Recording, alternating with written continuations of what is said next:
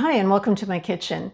You know, I like to keep life simple, and finding easy recipes helps me to do that. So today we're going to be making one of my favorite comfort foods, cream of turkey. So let's get started.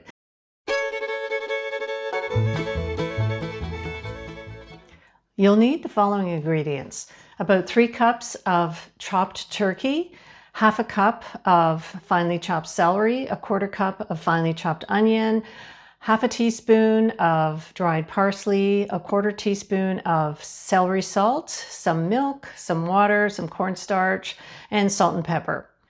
All right, so take a nice deep saucepan and then put your chopped turkey in the pot. So this is about 3 cups, and you can see they're nice chunks. There's both dark meat and white meat that I've got. And then I've got my half a cup of chopped celery. You can use a little less if you're not a fan of celery, or a little more. And about a quarter cup of finely chopped onion. Okay, and then I've got about a quarter teaspoon of celery salt. And about half a teaspoon of dried parsley. Okay, then what I'm going to do is I'm going to pour some water in this. Now I've got a cup here, and I'm just going to slowly pour a little bit around. You don't want too much in there, but you want enough that it's not going to go dry. And I'm going to turn the burner on, get it heated up so that it's, you know, a slow boil, and then we're going to turn it down and let it simmer for quite a while. So it looks like a cup of water is good. I might add maybe another half a cup once this gets boiling, so because I don't want it to go dry.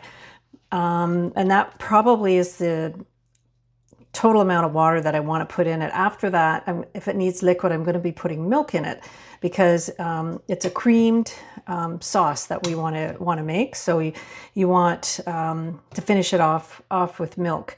So we just want to get this to as I said, get it hot and boiling, and then turn it down to low to medium so that it just simmers, and put the lid on it. And then we're going to let it simmer for a good hour, and just keep a really close eye on it. If there's not enough liquid in it, then that's when you can start adding some milk to it. And you can make this as runny or as thick as you want.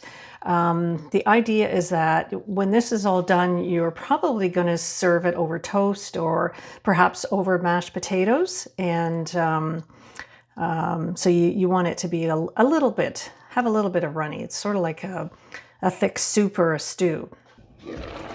Okay, so it's started to boil, and it looks like there's I'd say I probably need to add a little bit more water. So this is one of these recipes you just kind of have to watch it and figure out as you go along if you need to add more water. The idea is you don't want it to get dry and burn, and you want the liquid to make the turkey tender. So sometimes it's a bit of an experiment. That's the thing about cooking. Nothing is exact typically. And you can change the ingredients slightly depending on your taste. And usually it'll turn out. Okay, so I'm going to turn this down to low, because I want it to just simmer. We want this to simmer for, I'd say, at least an hour, so that the flavors can spread out, and the celery and the onion are tender. So I'm going to turn this right down, and I'll keep an eye on it and stir it every 10 minutes or so, just to make sure that it hasn't gone dry. And at some point I'm going to start adding in milk. All right, it's been simmering for about 20 minutes, and there's not a lot of liquid left in it. So I am going to add a cup of milk, just so that we make sure that it doesn't go dry, and we get the flavor into the sauce. I'm also going to add a little bit of salt and pepper to taste. Again, this is optional. If you don't want to add it, you don't have to. You can season it afterwards when you serve it. And give it a good stir. And because I put cold milk in there, we're just going to have to give it a few minutes and let it get back up to the so it's simmering. And we'll just continue to keep a close eye on it and let it cook away. Okay, so it's been on close to an hour. And it's looking pretty thick, so I'm going to add a little bit more milk. I've got half a cup here, and I'll just add a little bit. I want it to be slightly runny once I thicken it up. I want a bit of sauce, so I think I can add most of this.